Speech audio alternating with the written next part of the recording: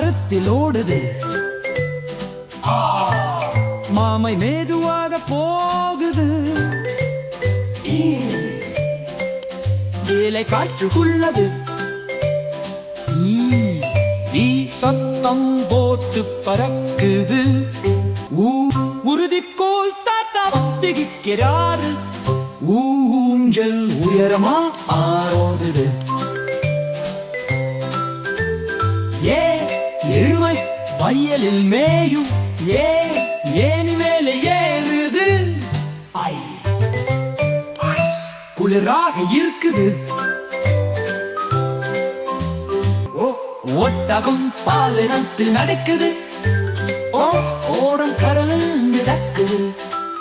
சவ்வையார் நல்ல பாடம் சொல்ல